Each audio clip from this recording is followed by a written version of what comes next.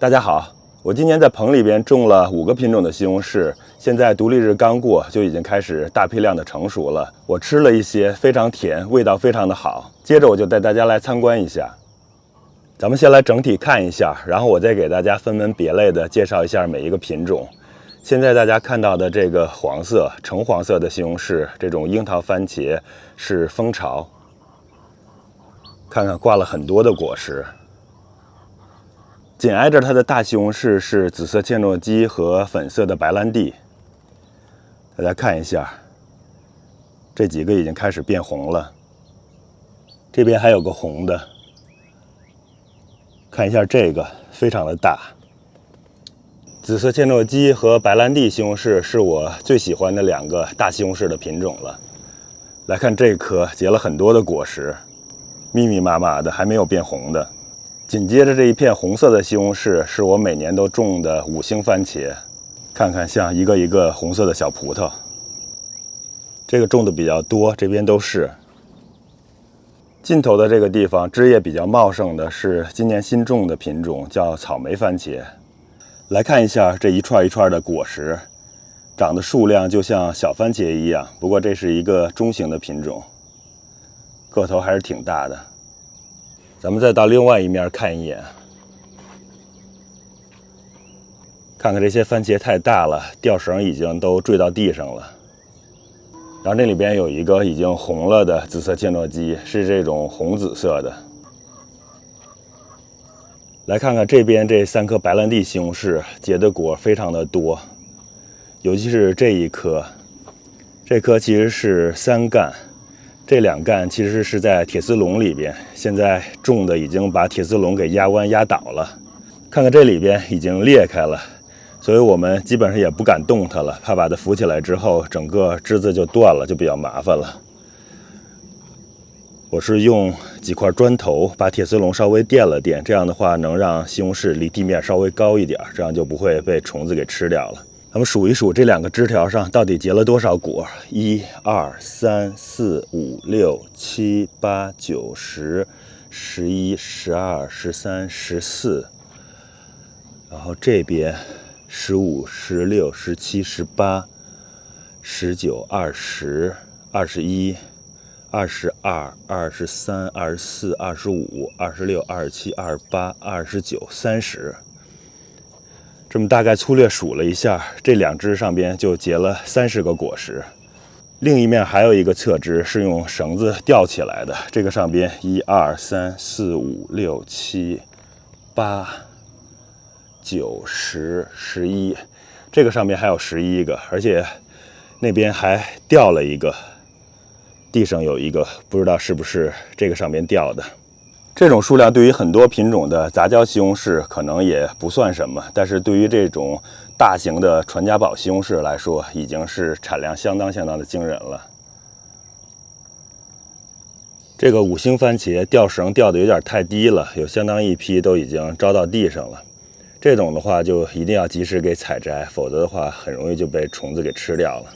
再过了一些，又快到尽头了。往上看一下，上面其实还是有很多的果实的，因为我这个棚的高度也就是1人高，所以上边就没有空间了。其实这种番茄如果用再高一些的棚，会长得更多，能长很长时间。这个角度再看一下这颗草莓番茄，草莓番茄一个特点是枝叶长得非常的茂盛，其实下边我们已经给打掉了好多的枝叶了。那边有一个红色的已经成熟了。现在我又回到棚的起始位置了，现在给大家具体的介绍一下每一种番茄。大家来近距离看一下这种橙黄色的樱桃番茄，这种番茄是 honeycomb， 是蜂窝西红柿。那我们换个角度看看，这个西红柿是又甜又多汁，就像蜜一样，有蜜一样的风味口感。现在阳光出来了，从这个角度看看这个感觉是不是更好一些？这种西红柿不光是甜，口感好，产量还特别的大，而且还不容易开裂。看一下，我来摘一个，这个头大小也比较合适，不是特别大，也不是特别小。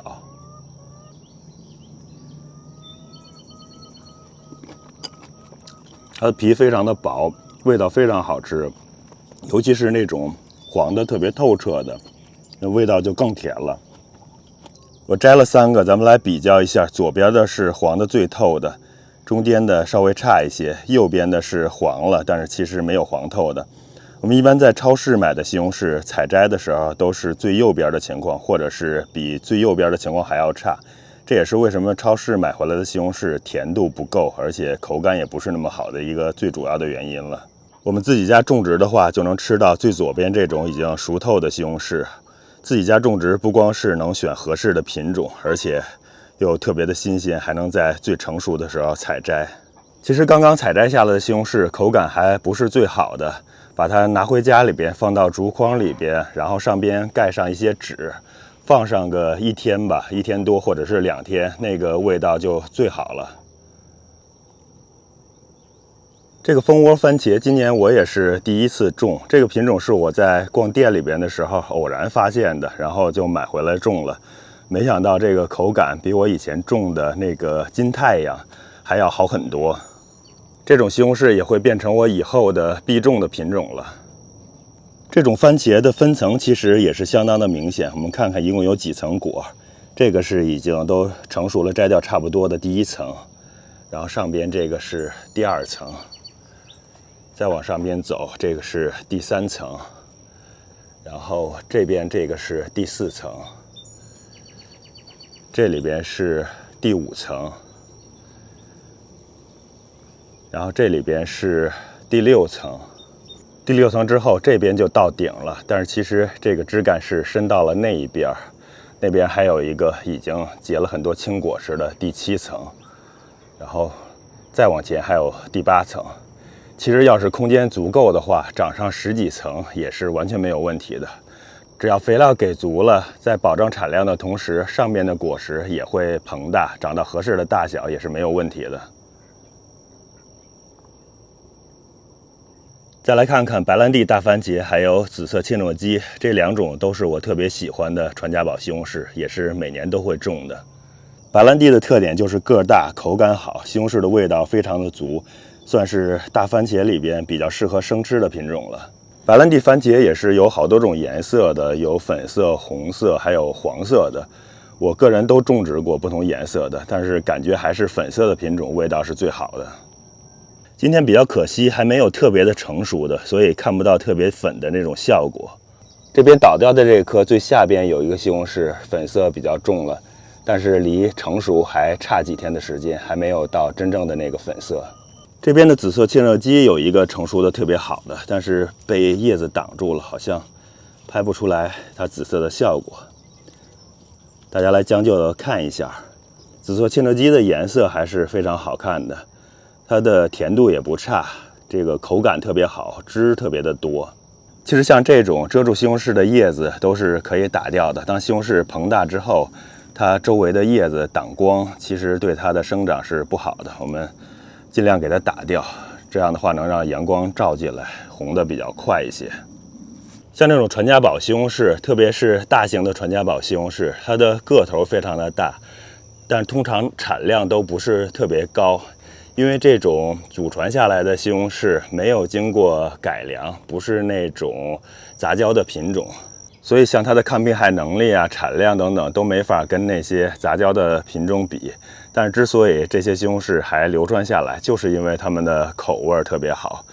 所以如果大家在家庭种植的时候，强烈建议大型的西红柿，我们种这种传家宝的西红柿。来看5星番茄，这种番茄给人的第一印象就是全是果实，几乎看不到什么叶子。我在去年的视频中也提到过这种番茄，这是我每年必种的番茄品种。来仔细看一下，它是葡萄形状的，产量大就不用多说了，口感还特别好，也是非常的甜。像这种红透了的果实，它的甜度和刚才介绍的蜂窝西红柿是在伯仲之间的。像这种没有完全红透的，甜度和味道就要差一些了。我是比较喜欢刚才介绍的黄色的蜂窝西红柿的，但是丽丽和小朋友他们都觉得这种5星番茄味道更好一些，他们更爱吃这个。可能还是个人口味的问题吧。这2种西红柿都是非常值得种的，强烈大家明年也种一些。我今年在外边的大地里边，还有盆栽里边，还种了甜百万、甜太阳、糖太阳那些号称非常甜的西红柿。到时候等成熟了，我也拿来跟这2个比较一下，看看到底是谁最甜。像这种5星番茄虽然是属于小番茄序列，但是早期长出来的那些个头还是相当可以的。大家来看一下，我摘了2个个头比较大的，左边呢是蜂窝西红柿，右边是5星番茄。我再摘一些小一些的。大家来看一下大中小个头的5星番茄。哦，对了，另外还想说的是，这种番茄的商业的特性特别的好。当然，一是产量大，第二就是它的皮厚度是非常适中，非常不容易裂果。看看这个。这样的话，不管是储存和运输都是非常的方便，不会担心很容易坏掉。相比之下，这个蜂窝的西红柿皮就要比它薄一些，耐储存性和运输性就差一些。当然，像金太阳那些就更差一些了，金太阳是非常容易裂果的。又来到大棚尽头的2颗草莓番茄的地方了。草莓番茄其实没有什么太明显的特点，除了颜色和名字起得比较好之外。大家看，这是没有成熟的，是浅绿色的番茄，上面有深绿色的花纹，这个看起来还是挺漂亮的。这边有一个成熟的，我把它摘下来。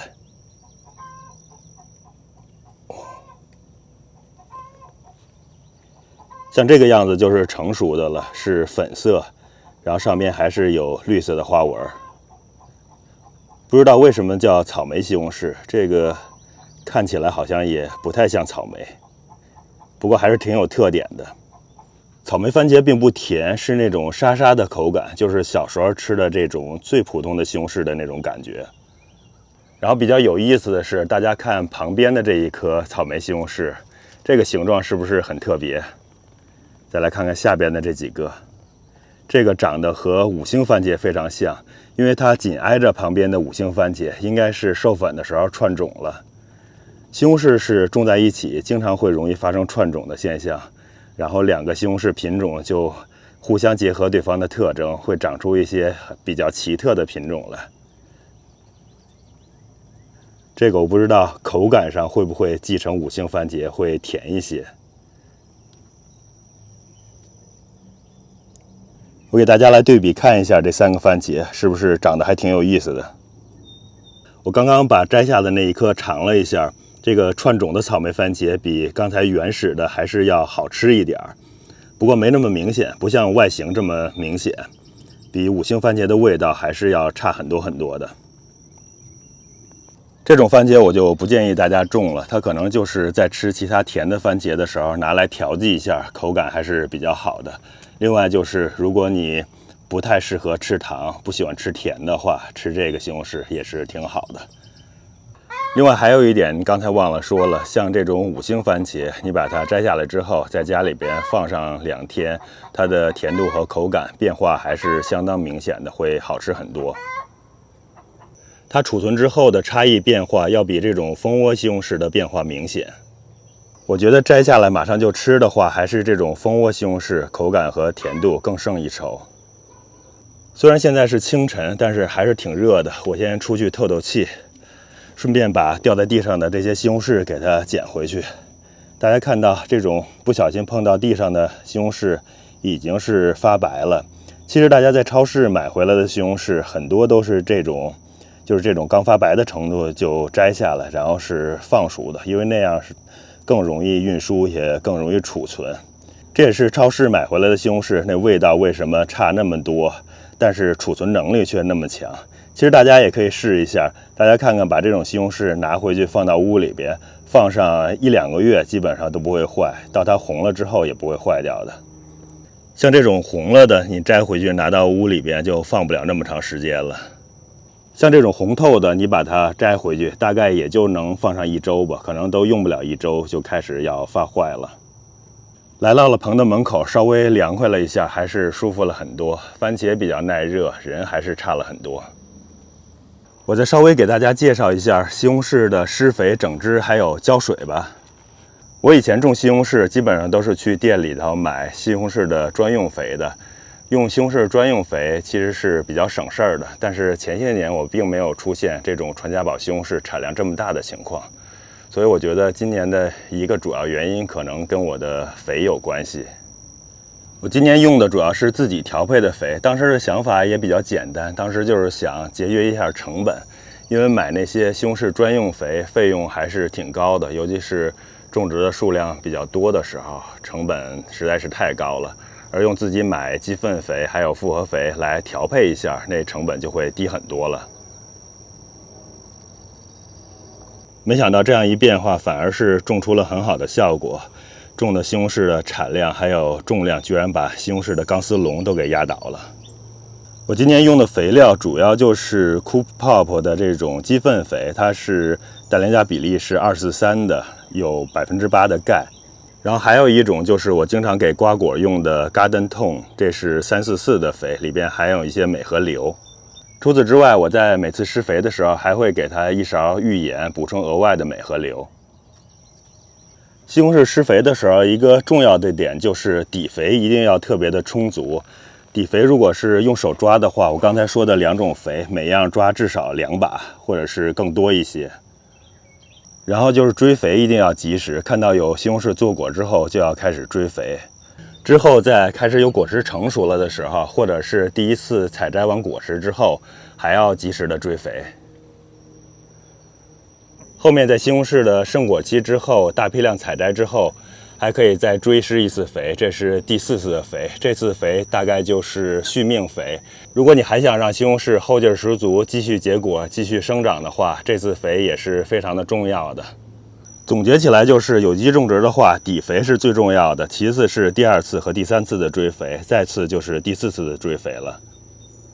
有人还会在番茄的膨大期，在叶片还有果实上边喷洒液体的肥料，这个我以前在前几年的种植中也经常的做。我的感觉和经验是这样做是有用的，但是没有那么重要。只要你按我前面说的施肥，这一步其实是可以不用做的。我的体会是，如果你的底肥当时施的不够，追肥也不是很及时的话，那么撒一些液体肥见效比较快，还是效果比较明显的。再来跟大家说2句整枝的事儿。我以前种植番茄，小番茄一般推荐单干整枝，大番茄是双干或者是3干整枝。而我以前的实践也基本都是在棚里边种樱桃番茄，种的比较密，大概是每隔1到1.5 feet 吧，就种1棵。那个时候我基本上都是用的是单干整枝，比较容易，吊蔓、整枝、打老叶和其他的管理都比较方便。今年是因为我种的比较稀疏，每棵之间的间距已经超过2英尺，大概有些已经有3英尺了。所以为了提高产量，今年我基本上都是用了双干或者是3干整枝的方式。这样的话，就是吊蔓的时候多吊上2条蔓，然后产量就一下子能大好多了。如果这个时候还用单蔓的话，那产量会少很多。特别是对于我们这种在棚里边种植，而棚的高度又不是很高的情况下，留2蔓或者是3蔓给它吊起来，还是能够显著的提高产量的。所以说整蔓还是根据自己种植的品种，还有自己种植的方式来灵活的选择会比较好一些。大番茄的话就不用多说了，基本上都是2蔓或者是3蔓整枝，像这边这种都是2蔓整枝，然后远处这边这些基本上都是3蔓整枝，包括倒下的那棵也是3蔓整枝的。像这边这些5星番茄，大家也可以明显的看到比较灵活的整枝方式。像是这枝的话，用的就是单蔓整枝，然后紧挨着的这个角度可以看得比较清楚，用的是双蔓整枝。然后在远处的这个其实原本是想用3蔓整枝，但最后实际的一个结果是有4条蔓，大家可以看一看。其实只要是空间够的话，又能够及时的把下部的叶子给打掉，那么用双蔓或者是3蔓、4蔓这种整枝方式也是完全没有问题的。从实践中，如果你空间足够的话，产量反而还能高一些。不过如果你种植的间距只有1英尺的话，那我还是建议对于樱桃番茄采用单蔓整枝的方式会比较简单一点，因为你用双蔓或者是3蔓，它的空间太小太密了，也不是特别的好。最后再说说浇水，浇水的话一定要均匀，不要忽旱忽涝。果实开始变色后，就需要注意减少水量，防止裂果。像大番茄的话，如果你浇水浇多了，很容易就裂果了。像樱桃番茄要比大番茄稍微好一点，但是主要还是取决于品种。皮薄的品种浇水浇多了就很容易裂，皮厚的品种要稍微好一点。不过一个基本的原则就是刚才提到的，在果实的膨大期，特别是变色之后，要严格控水。这个时候就尽量做到不干不浇吧。如果你实在是不清楚在当时的情况是该浇还是不该浇，那我的建议就是先别浇了。我是用的滴灌袋，春天的时候我是每天浇1次，每次15分钟。夏天的话，我是每天浇2次，早晚各1次，每次大概就是15到20分钟。大家看到我种番茄的这一排是有3条滴灌带的。在番茄膨大之后，我会把其中的1条滴灌带给它关掉，这样的话能减少一定的水量。另外就是，如果这些天外面经常下雨的话，虽然看起来好像和棚里边关系不大，但是因为我的棚比较小，这个地还是比较湿的。如果外边下雨多了，里边的地会比较湿。这种情况有时候我也会把滴灌关上几天，特别是有时候看到红了的西红柿，如果有一点点开裂的话，那这个时候你及时的把水关掉，关上几天就是对了。我一般在户外大地里边种植的西红柿，大概每周就只要浇1到2次水就够了。下雨的话，1周基本上都不用浇水。像我这种单独的种在菜园门口的这种西红柿，我基本上2、3周也想不起来给它浇1次水，基本上就是靠它自身还有雨水。大家看看，其实长得也是非常的不错的。地栽的西红柿非常的耐旱，但是不耐涝，所以控制浇水就对了。新手种植的话，就是特别喜欢老是去浇水，那样的话效果反而不好，适得其反。这个是外边大地里边种植的西红柿，基本遵循的就是浇水1周1到2次。这个下边也是有滴灌的，然后如果下雨的话，这1周就不用浇了。外边地栽的西红柿成熟时间比棚里边呢，基本上要晚上3周吧，3周或者是更多。看看这种大番茄，这个是白兰地，长得也是非常不错了。第1层结了5个非常好的果实。这一颗是小番茄，就是5星番茄，看看果实结的也挺多的。然后下边也有2个变红了，开始成熟了。现在外边种的这些枝叶长得稍微有点乱，因为最近老是下雨，也没有机会来整枝。等到天气放晴了，把枝叶稍微整理一下，后边就能长得越来越好了。这些长的是枝繁叶茂的，也确实是该整枝了。盼望着这周能有连续的2、3天的晴天吧。既然我们已经来到这片地了，再给大家稍微看一看。我这边种的糯玉米也已经开始结果实了，看看上面的花穗长得多好。然后这是冒出来的玉米果实。另外就是旁边的大茄子，看看这个大圆茄，长得也是非常好。各种辣椒、柿子椒大概有5、6个品种吧，长得也是非常的好，结了好多的辣椒。再看看另外一个品种的茄子，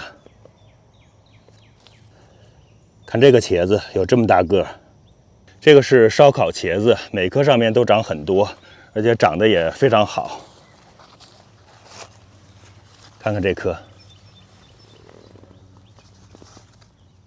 这个长得多好。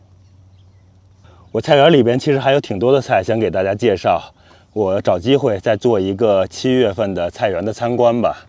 我今天就不过多的介绍了，今天主要是想给大家介绍一下棚里边种植的西红柿的。如果在参观菜园介绍其他的菜，那时间可能就太长了，而且也有点跑题了。大家可以关注我，我后面带大家参观一下我的菜园，介绍一下更多的菜，给大家分享一下更多的种菜的知识和种菜的经验。